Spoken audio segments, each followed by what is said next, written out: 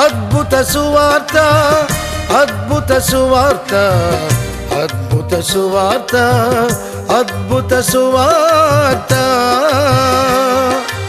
ఆశ్చర్యకరుడు, ఆలోచనకర్త, ఆశ్చర్యకరుడు, ఆలోచనకర్త, ప్రభు యేసు వార్త, రక్షణ సువార్త, ప్రభు యేసు వార్త, రక్షణ సువార్త. అద్భుత సువార్త, అద్భుత సువార్త, అద్భుత సువార్త, అద్భుత సువార్త.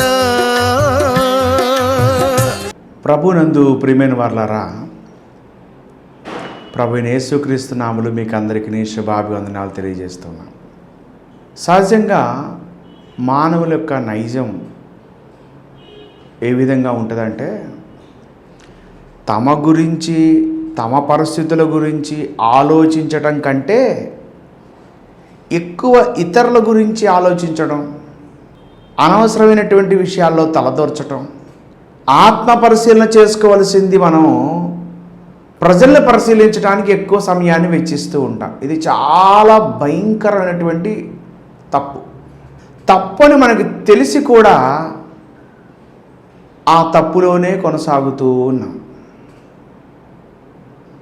నిన్ను వలే నీ పొరుగువాన్ని ప్రేమించుము అన్న ప్రభువు చెప్పినటువంటి మాటను పక్కన పెట్టి ప్రేమించకపోగా వాళ్ళ పతనాన్ని, వాళ్ళ పరిస్థితులని, వాళ్ళు ఎలాగవుతుందా, వాళ్ళకి ఏం జరుగుతుందా, ఎంత నష్టం వస్తుందా అని ఎక్కువగా మనం పరీక్షిస్తూ ఉంటాం. దానివల్ల మనకి ఏమన్నా ఉపయోగం ఉందా అంటే ఉపయోగం ఉండదు. ఉపయోగం ఉండదని తెలిసి కూడా ఏదో ఒక రకమైనటువంటి పైశాచిక ఆనందం, ఒక రకమైనటువంటి సంతోషం మనం కలిగి ఉంటూ ఉంటాం. ఇది తప్పు. అయితే మరి మనం ఏం చేస్తే ఒప్పు? కీర్తనాకారుడు 39వ అధ్యాయము 1 నుండి 4 వచనాల్లో ఈ విధంగా తెలియజేశాడు. మాట చదువుతాం. నా నాలుగుతో పాపము చేయకుండానట్లు నా మార్గములను జాగ్రత్తగా చూచుకొందును. భక్తిహీనులు నా ఎదుట ఉన్నప్పుడు నా నోటికి చిక్క ఉంచుకొందును అనుకుంటేనే నేను ఏమీ మాట్లాడక మౌనినైతిని. క్షేమమును గూర్చి అయినను పలుకక నేను మౌనముగా ఉంటిని. అయినను నా విచారము అధికమాయను. దీనిలో మనకి ఏం కనపడుతుందంటే సెల్ఫ్ చెక్, అనగా ఆత్మ పరిశీలన. మనల్ని మనం పరిశీలించుకోవాల్సింది పోయి వాళ్ళ సంగతులు వీళ్ళ సంగతులు ఎక్కువగా మనం పరిశీలిస్తూ పరీక్షిస్తూ చాలా నష్టపోతూ ఉన్నాం. సమయం సద్వినియోగం చేసుకోవాలి అని వాక్యం సెలవిస్తుంది. గమనించండి ఆ మాట. ఎఫెసీ పత్రిక 5వ అధ్యాయం 15వ వచనం. దినములు చెడ్డవి గనుక మీరు సమయమును పోనీయక సద్వినియోగము చేసుకొనుచు అజ్ఞానములే కాక జ్ఞానములే నడుచుకున్నట్లు జాగ్రత్తగా చూచుకొనుడి. ఇందు నిమిత్తం మీరు అవివేకులు కాక ప్రభు యొక్క చిత్తమేమిటో గ్రహించుకొనుడి. ఎంత క్లియర్గా ఉందో చూడండి మాట. దినములు చెడ్డవి గనుక సమయమును పోనివ్వక సద్వినియోగము చేసుకొనుచు అజ్ఞానులనే కాక జ్ఞానులు నడుచుకున్నట్లు జాగ్రత్తగా చూచుకొనుడి. ఇందు నిమిత్తం మీరు అవివేకులు కాక ప్రభు యొక్క చిత్తమేమిటో గ్రహించుకొనుడి. దినములు చెడ్డవి కాబట్టి మీరు సమయం పోనివద్దు, సద్వినియోగం చేసుకోండి. ఇది పక్కన పెట్టేసి మనం ఏదేదో చేసేస్తున్నాం. కానీ భక్తుడైనటువంటి దావీదు దినమునకు 7 మార్లు దేవుణ్ణి స్తుతిస్తూ ఉన్నాడు. 119వ సంకీర్తనలో ఆ మాటను మనకి గుర్తు చేస్తాడు. జ్ఞాపకం చేసుకుందాం. 119వ సంకీర్తన 164 వచనం. నీ న్యాయ విధులను బట్టి దినమునకు 7 మార్లు నేను నిన్ను స్తుతించుచున్నాను. నీ ధర్మశాస్త్రం ప్రేమించే వారికి ఎంతో నెమ్మది కలదు. వారు తూలి తొట్టినటకు కారణం ఏమీ లేదు. దినములకు 7 మార్లు నేను నిన్ను స్తుతిస్తున్నాను అంటే వారానికి 1 గంట 2 గంటల ఆరాధనకు రావడానికి మనం బిజీ షెడ్యూల్. దావీదు పిచ్చోడేం కాదు కదా. దావీదు 10,000 మంది సైనికులతో సాటి మహాబలాఢ్యుడు అని పేరు. మంచి నైపుణ్యం కలిగినటువంటి వాడు, యుద్ధ నేర్పరి. అలాంటి వాడు దినమునకు 7 మార్లు దేవుణ్ణి స్తుతిస్తూ ఆయన న్యాయ విధులను బట్టి, ఆయన మంచితనాన్ని బట్టి, ఆయన చూపుతున్న ఉపకారం సహకారాన్ని బట్టి, ఆయన చేయుచున్న కార్యములను బట్టి రోజు 7 సార్లు స్తుతిస్తూ, ఇంకా ఇక్కడ అంటాడు, నా నాలుగుతో పాపము చేయకున్నట్లు నా మార్గమును జాగ్రత్తగా చూచుకొందును, నా నోటికి చిక్కం ఉంచుకొందును అనుకుంటుని, ఏమీ మాట్లాడక మౌనైతిని, క్షేమమును గూర్చి నా పలుకక నేను మౌనముగా ఉంటిని, అయినను నా విచారణ అధికమాయను. లోపల ఏదో ఒక రకమైన వేదన ఉంది, బాధ ఉంది. మౌనంగానే ఉంటున్నాను, కానీ చెప్పుకోలేని ఏదో ఒక రకమైన ఆవేదన నాలో ఉంది. ఇంకా ఆ విధంగా అంటున్నాడు. 3వ వచనం చూడండి, కీర్తన గ్రంథం 39:3. నా గుండె నాలో మండుచుండెను, నేను ధ్యానించుచుండగా మంట పుట్టెను. ఎందుకయ్యా నీకు అలా మంట పుడుతుంది? ఎందుకయ్యా నీ గుండె మండిపోతుంది అని అడిగితే, అప్పుడు నేను ఈ మాటలు నోరారా పలికి తిని. 4వ వచనం, యెహోవా నా అంతము ఎట్లుండినది, నా దినముల ప్రమాణము ఎంతైనది నాకు తెలుపుము, నా ఆయువు ఎంత అల్పమైనదో నేను తెలుసుకోవాలనుకుంటున్నాను. ఏంటి? వాళ్ళ డేటానా, వీళ్ళ డేటానా? ఏదైనా పైరసీ చేద్దామనా, పైరువేలు చేస్తున్నామా? ఈ రకమైన చాలా వ్యతిరేకమైనటువంటి అంశాలు, మనకు పట్టని సంగతులు, మన కాని సంగతులు. వారు అడిగారు, సహకరించటం, ప్రేమించటం, ఆదరించటం, చేతనైనంత సహాయం చేయటం అది మానవుని నైజం, ప్రభు యొక్క ఆజ్ఞ, మనం చేయాలి. Okay, unnecessary things, unnecessary talking, unnecessary discussions going on, జరుగుతూ ఉన్నాయి. దినములు చెడ్డవి, సమయం సద్వినియోగం చేసుకోండి. ఒక పక్క రాజ్యం చూసుకుంటున్నాడు, రెండవది సెల్ఫ్ చెక్, ఆత్మ పరిశీలన చేసుకుంటున్నాడు. ఈరోజు మనం నిజంగా మనం ఆత్మ పరిశీలన చేసుకుంటున్నామా? పసిపిల్లల వలె ప్రశాంతంగా నిద్రపోగలుగుతున్నామా? నిద్రలో కూడా కలవరం, తుళ్ళింతలు, పులకరింతలు, ఎంతో నెమ్మదిగా, ఎంతో సమాధానంగా, ఎంతో సంతోషంగా, సంతృప్తిగా అడుగులు ముందుకు వెళ్ళసినటువంటి మనం చాలా నిర్లక్ష్యం వలన, ఆత్మ పరిశీలన చేసుకోకపోవటం వలన గలిబిలి అయిపోతున్నాం. అందుకనే దావీదు, ఈయన ఆత్మ పరిశీలన చేసుకుంటున్నాను. మరొక చోట్ల చెప్తాడు, నేను పొగ తగిలిన సిద్ధివలే అయ్యాను. ఆ దీపం పైన చిన్న గ్లాస్ ఉంటుంది, ఆ గ్లాస్ చుట్టూతో ఏమైపోయింది, పొగ వచ్చేసింది, కాంతి ఏం కనపడుతుంది? నేను చాలా నష్టపోయాను ప్రభా, బాధపడుతున్నాను ప్రభా. ఇప్పుడు నేను చెక్ చేసుకుంటున్నాను, ఏం తెలుపు నాకు, ఏం కావాలి దావీదు అని దేవుడు అడిగితే, అప్పుడు ఆయన చెప్తున్నటువంటి మాట, యెహోవా నా అంతం ఎట్లున్నది. మొట్టమొదటి మాట నేను తెలుసుకోవాలనుకుంటున్నాను. మనం తెలుసుకోవాల్సినవి ఇవి. పేతురు, నువ్వు యవన కాలంలో ఇష్టం వచ్చేటు తిరుగుతున్నావు, వృద్ధాప్యంలో నువ్వు వెళ్ళకూడని చోటుకి వెళ్ళాల్సి వస్తుంది, ఇన్ని కట్టుకొని తీసుకుని వెళ్ళిపోతారు అని ప్రభువారు ఆయన పొందబోయే మరణం గురించి కూడా చాలా వివరంగా చెప్తే, పేతురు వెంటనే అంటాడు, ప్రభువా, యోహాను వైపు తిరిగి, మరి వీని సంగతి ఏమగును? నేను వచ్చే వరకు అతను ఉండటం నాకు ఇష్టమైతే అది నీకెందుకు, నన్ను వెంబడించు అన్నాడు. సరిపోయింది. మళ్ళీ నేను నా 2వ రాకలు వచ్చేంతవరకు అతను ఉండడం నాకు ఇష్టమైతే అది నీకెందుకు అంటే, ఉంటాడని కాదు అక్కడ, అది నా చిత్తమో ఏదో నేను చేస్తాను కదా అతని విషయం, అది నీకెందుకు, ఇంటర్ఫీర్ అవ్వటం ఎందుకు? ఆదికాండం నుంచి ఈ ప్రకటన గ్రంథం వరకు కూడా అనేక మంది భక్తులు ఆత్మ పరిశీలన చేసుకోనటువంటి వారు ఎంతో ఘోరంగా నష్టపోయారు. ఏమి పరిశీలన చేసుకోవాలి? ఆత్మ పరిశీలన చేసుకోవాలి. గొప్ప భక్తుడు ముంగమూరు దేవదాసయ్య గారు, గొప్ప దైవజనులు, నన్ను దిద్దుము చిన్న ప్రాయము సన్నుతుండగు నాయన అని పాడారు. నన్ను దిద్దు ప్రభా, నన్ను సరిచేయ ప్రభా. యోబు అనేక రకాల శ్రమలు పొందిన తర్వాత 41వ అధ్యాయం 4-5 వచనాల్లోనూ, 42వ అధ్యాయం 5-6 వచనాల్లోనూ అతను ప్రభుతో చెప్తున్నటువంటి మాట, దేవుని ముందు పలుకుతున్న మాట, చిత్తగించు నేను నీచుడను, ఐఎమ్ అగ్లీ, నేను మురికి వాడను, నేను నీచుడను, ఏమని చెప్పగలను, ఏమని నీకు ప్రత్యుత్తరం ఇవ్వగలను? నన్ను నేను అసహించుకొని బూడిదలోనూ ధూళిలోనూ పడి పశ్చాత్తాపడుతున్నాను ప్రభా.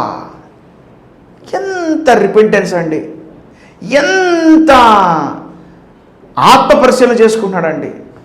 నన్ను నేను అసహించుకుంటున్నాను, నా అసహ్యం నాకు తెలుపు ప్రభా అని ఎప్పుడన్నా ప్రార్థించామా? ఆత్మ పరిశీలన చాలా ప్రాముఖ్యం. ఆత్మ పరిశీలన నుండి పశ్చాత్తాపడి ప్రభు దగ్గర తను తాను సరిచేసుకున్నటువంటి వాడు నిత్య జీవం అనేటువంటి ఆ యొక్క గొప్ప బహుమానాన్ని, దైవ రాజ్యమును అనేటువంటి గొప్ప వారసత్వాన్ని, ఆ పౌరసత్వాన్ని కలిగి ఉండటానికి తప్పకుండా దేవుడు కృప చూపబడి ఉన్నాడు. ప్రభునందు ప్రియ సహోదరులారా, దేవుని మనం అడగాలి, నాకు తెలుపు ప్రభా, నా ఆయువు ఎంత, నా దినముల లెక్క ఎంత. ఇంకా అంటాడు, నా అంతం ఎట్లున్నది అడుగుతున్నాడు. నా అంతం ఎలా ఉంది, నా దినముల లెక్క ఎంత, నా ఆయువు ఎంత అల్పమైనదో నేను తెలుసుకొనగోరుతున్నాను. నా దినముల పరిమాణము నీవు బెత్తడంతగా చేసి ఉన్నావు, నీ సన్నిధిని నా ఆయుష్కాలము లేనట్టే ఉన్నది. ఎంత స్థిరుడైనను ప్రతి వాడును కేవలము వట్టి ఊపిరి వలె ఉన్నాడు. వట్టి ఊపిరి. సర్వశరీరులు గడ్డి వలె ఉన్నారు. గడ్డి ఎండును, పువ్వు రాలును, మోడు బారిపోతుంది, సాయంత్రం కల్లా అది ఒడిగిపోతుంది. ప్రభా, నా పరిస్థితి ఎలా ఉంది? ఒక సహోదరుడి విధంగా పాడాడు, ప్రభా నీకు నచ్చేలాగా, నువ్వు మెచ్చేలాగా నన్ను చేయండి ప్రభా. ఎంత అద్భుతమైనటువంటి మాట అండి. పాటగా పాడాడు. ఆ మాటలో ఉన్న అంతరార్థం గమనిస్తున్నామా? నీకు నచ్చేలాగా, నువ్వు మెచ్చేలాగా నేను ఉండేటట్టుగా చేయి ప్రభా. ఎప్పటికప్పుడు మనం ఆత్మ పరిశీలన చేసుకుంటూ దేవునికి దగ్గరగా జీవించడానికి మనం ఎంతగానో ప్రయాసపడాలి. మన ఆయాస ప్రయాసములు మాని నిత్య విశ్రాంతిలోనికి మనం వెళ్తాం. ఒకరోజు ఈ ఆయాస ప్రయాసాలను ఒకరోజు ఆగిపోతాయి. అయితే మనం జ్ఞాపకం చేసుకోవాల్సినటువంటి అంశం ఏంటంటే ఆత్మ పరిశీలన చేసుకోవాలి. దావీదు చక్కని మాట అంటాడు. కీర్తనల గ్రంథం 19వ సంకీర్తన 13-14 వచనాలు చూద్దాం. దురభిమాన పాపములో పడకుండా నీ సేవకుని ఆపుము, వాటిని నన్ను ఏలనీయకుము. అప్పుడు నేను యథార్థవంతుడనై అధిక ద్రోహము చేయకుండా నిందారహితుడనగుదును. యెహోవా నా శ్రీదుర్గమా, నా విమోచకుడా, నా నోటి మాటలు నా హృదయ ధ్యానమును నీ దృష్టికి అంగీకారములగునుగాక. ఎంత అద్భుతమైన ప్రార్థన. యెహోవా నా ప్రభువా, నా శ్రీదుర్గమా, నా విమోచకుడు, నా నోటి మాటలు నా హృదయ ధ్యానము నీ దృష్టికి అంగీకారం అవ్వాలి.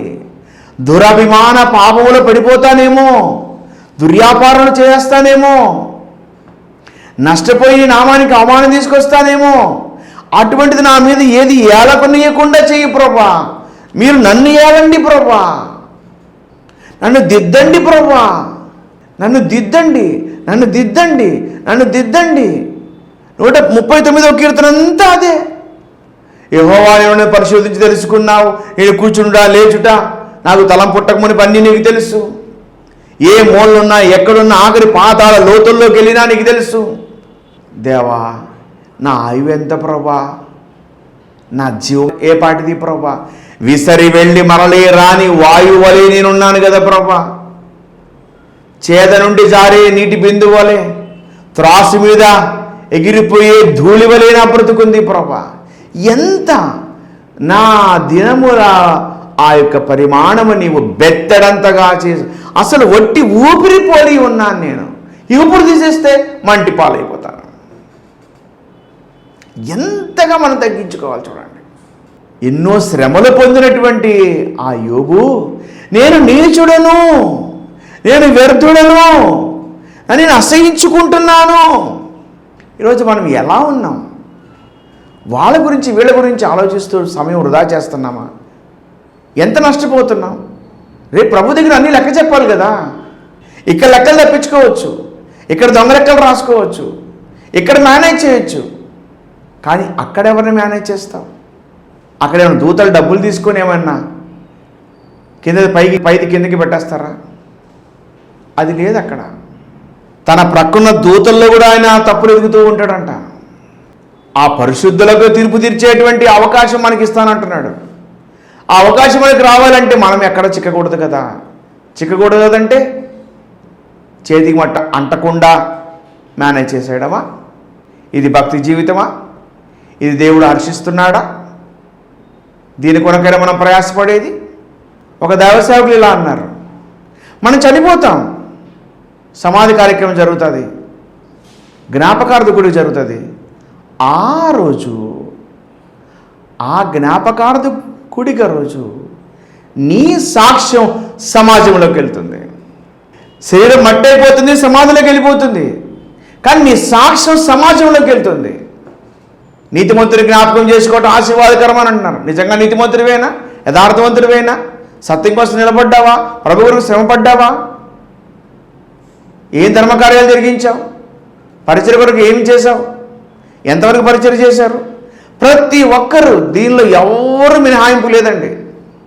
ఆత్మ పరిశీలన చేసుకోకుండా స్వలాపేక్షతో మనం జరిగించే ప్రతి కార్యాన్ని చూస్తున్నాడు దేవుడు. ఏం విత్తుతాం అదే కోస్తాం, జాగ్రత్త. నవ్వుతూ మనం చేసే పాపాలు ఏడుస్తూ అనుభవించాలి. ముక్కుపచ్చలారని మన బిడ్డలు శ్రమను సమస్యను పొందవలసి వస్తుంది. కుటుంబం చిన్న భిన్నమైపోతుంది. ఆత్మ పరిశీలన చేసుకోకుండా ఇతరులను పరిశీలిస్తూ ఇతరుల వాటిలో తలదూరుస్తూ నీ యొక్క సమయం ఎంత వృధా అయిపోతుంది, ఎంత బలహీనమైపోతున్నాం ఆలోచించేయండి. ప్రతి దానికి రేపు మనం ప్రభు దగ్గర లెక్క అప్పగించాలి. అందుకనే దావీదు తను పరిశీలన చేసుకుంటున్నాడు. హిస్సోపుతో నా పాపము కడుగయ్యా అని ప్రార్థన చేశాడు. రక్షానంద నాకు మరలా పుట్టించండి. నీకు నాకు ఉన్నటువంటి అరమరికలు పోవాలి, నీకు నాకు ఉన్నటువంటి మధ్యలో ఉన్న గ్యాప్ తొలగిపోవాలి. నీ ముఖారవిందం నేను చూడాలి, నిన్ను కలుసుకునే భాగ్యం, నీతో నేను నాతో నువ్వు ఉండే అనుబంధం నాకు కావాలి ప్రభా. దేవజనులైన ఏసన్న గారు రాసిన ప్రతి పాటలు మీరు ఎప్పుడైనా గమనించారో లేదో, నా నీ అనే అక్షరాలు ఎక్కువ కనబడతాయి. నేనెందుకని నీ సొత్తుగా మారితేని, నా నీ, నీవు నేను నా ప్రభువు అనేవారు దైవజనులు ఆర్ఆర్కే మూర్తయ్య గారు. ఇంక మధ్యలో ఎవరు లేరు, నేను నా ప్రభు. ఎంత సహవాసం, ఎంత ప్రభుతో ఆ యొక్క అనుబంధం. ఈరోజు మనం అటు పరిగెత్తి ఇటు పరిగెత్తి అటు పరిగెత్తి వాళ్ళ దగ్గరికి వీళ్ళ దగ్గరికి వెళ్ళి ఏదేదో సహవాసం అనుకుంటున్నాను. కాదు, సమయం వృధా. ఆయనతో సహవాసం చేసేలా నీకు సమాధానము కలుగును, ఆలాగులు నీకు మేలు కలుగును. మనం వాళ్ళ మధ్య వీళ్ళ మధ్యలో ఉంటే కొద్దిగా మెప్పు వచ్చింది, తర్వాత ముప్పు వచ్చింది. ఇక్కడ మెప్పు పొందాలనుకున్నావా, రేపు మనకి ఆ ముప్పులోకి వెళ్ళాల్సి వస్తుంది. ఇక్కడ మనం ప్రభు కోసం, ప్రభు యొక్క సహవాసం కొరకు ఎంత ప్రయాసపడతామా, ఎంత కోల్పోతామా. యుగాలు ఆయనతో ఉండే అనుబంధంలో ఉండగలుగుతాం. ఎంత గొప్ప భాగ్యం. దీన్ని మనం మిస్ అయిపోతున్నాం. ఆత్మ పరిశీలన చేసుకోవాలి. నా మాటలు, నా హృదయ ధ్యానము, నా నోటి మాటలు, నా హృదయ ధ్యానము నీ దృష్టికి అంగీకారమగునుగాక. నేను క్రీస్తుని పోలు నడుచుకున్న ప్రకారం మీరు నన్ను పోలు నడుచుకోండి అని చెప్తాడు పౌలు. ఎంత అద్భుతమైనటువంటి మాట. పిల్లరా, ఒక గొప్ప సాక్షులుగా మనం ఉండాలి, సహవాసములో పెరగాలి, ఆ ప్రభుతో అనుబంధాన్ని పెంచుకోవాలి, ఆ పొరపొచ్చాలు తొలగించుకోవాలి, అరమరికలు లేకుండా ఆయనతో మాట్లాడాలి. ఆయనతో ఎక్కువ సమయం గడపడానికి ప్రయత్నం చేయాలి. నీ పని నువ్వు చేసుకుంటున్నావు, తర్వాత ఎక్కువ సమయం ఆయనతో గడుపు. మొదటి స్థానం ఆయనకి ఇవ్వు. ఆయన ఎప్పుడు ఎక్కడ నిన్ను ఏ స్థానంలో ఉండదో అని తెలుసు. హదస్సా ఊహించి ఉంటుందా నేను ఎస్తేరుగా ఉంటానని, 127 సంస్థానాలకి నేను అధికారిని అవుతానని, రాణి అవుతానని, గేటు దగ్గర కాపలా కాసేటువంటి వాచ్మెన్ ఉద్యోగం చేస్తున్నటువంటి మొర్దెకై ప్రధాని అవుతానని ఊహించి ఉంటాడా? ఆయనకి తెలుసండి ఆయన బిడ్డల్ని ఎక్కడ ఉంచాలో. యెహోవా బహున్నతుడైన ఆయన గర్విష్ఠులు చూస్తాడు, దీనులను లక్ష్య పెడతాడు. ఆయన మన పరిశీలన చేస్తాడు. ఆ పరిశీలనలో మనం ఆయనకి దొరకాలి. ఆయన పరిశీలన చేసే సమయంలో ఎవరిని గుర్తిస్తాడు అంటే, ఎవరైతే తమను తాము ఆత్మ పరిశీలన చేసుకొని తమ బలహీనతలు ఒప్పుకొని విడిచిపెట్టి ఆయన కనికరం కొరకు ఎవరైతే ఎదురు చూస్తారో తప్పకుండా ఆయన వాళ్ళకి సహాయం చేయడానికి ఇష్టపడుతున్నాడు. ప్రభువునందు ప్రియమైన వాళ్ళారా, నేటి నుండైనా మళ్ళీ మనం ఆత్మ పరిశీలన చేసుకొని, ప్రభువా మమ్మల్ని కనికరించండి, మా అంతం ఎలా ఉన్నది, మా దినముల లెక్క మాకు నేర్పించు, మా ఆయుష్ పరిమాణం ఎంత, ప్రభువా నీ వాక్యానుసారంగా ప్రతి విషయం మమ్మల్ని పరిశీలన చేసుకుంటూ నీకు దగ్గరగా జీవించే భాగ్యం దయచేయండి ప్రభా అని ప్రార్థన చేద్దాం. ప్రభు సహాయాన్ని కోరుకుందాం, ప్రభుకు అప్పగించుకుందాం. అనవసరమైనటువంటి వాటికి సమయాన్ని వెచ్చించక సమయం సద్వినియోగం చేసుకోవచ్చు. జ్ఞానం వల్లే నడుచుకుందాం, అజ్ఞానం వల్లే ఉండకండి. దేవునికి అప్పగించుకుందాం. ప్రభు సహాయం కోరుతూ ప్రార్థన చేద్దాం. ప్రభు మన వెనకెళ్ళి మాటలు దీవించును గాక. ఆమేన్. ప్రార్థన. మహాపరిశుద్ధుడైన తండ్రి, ప్రేమ కలిగిన దేవా, చెప్పబడిన వాక్యానుసారం ప్రతి ఒక్కరూ ఆత్మ పరిశీలన చేసుకొని తమ తాము తగ్గించుకొని నీ కృపలో నీ దయలో ఎదుగుటకు ఫలించుటకు మీరు సహాయం చేయమని కోరుతూ, ఘనత మహిమ ప్రభావాలు మీకు ఆరోపిస్తూ చెల్లిస్తూ, ముందున్న పరిస్థితులు మీరు దీవెనకరంగా చేసి ఆశీర్వదించి దీవించమని కోరుకుంటూ, యేసు పరిశుద్ధమైన నామమున ప్రార్థిస్తూ, ఇక టీవీ ప్రోగ్రామ్ స్పాన్ చేసినటువంటి నీ ప్రియ దాసుడు ఆర్సి రామయ్య గారిని బట్టి వందనాలు ప్రభా, తన సతీమణిని బట్టి, ముగ్గురు బిడ్డల కుటుంబాలను బట్టి వేడుకుంటున్నాం. మీరు దీవించి ఆశీర్వదించి సమృద్ధిని మెండుగా దయచేయమని కోరుతూ, ఈ కార్యక్రమాన్ని వీక్షిస్తున్న ಎಲ್ಲరినీ మీరు దర్శించి దీవించి నీకు పాత్రులుగా చేసి ప్రతి ఒక్కరు తమ తాము ఆత్మ పరిశీలన చేసుకొని నీకు దగ్గరగా జీవించే భాగ్యము దయచేయమని కోరుకుంటూ యేసు పరిశుద్ధనామమున వేడుకొని ప్రార్థిస్తున్నాము తండ్రి. ఆమేన్. తండ్రి యొక్క కుమారుని యొక్క పరిశుద్ధాత్మ యొక్క త్రియేక దేవుని జీవితం సదా మనకు తోడై సమస్త జయమిచ్చి ముందుకు నడిపించును గాక. ఆమేన్. ఆలోచనకర్త, ఆశ్చర్యకరుడు, ఆలోచనకర్త, ప్రభు యేసు వార్త, రక్షణ సువార్త, ప్రభు యేసు వార్త, రక్షణ సువార్త, అద్భుత సువార్త, అద్భుత సువార్త, అద్భుత సువార్త, అద్భుత సువార్త.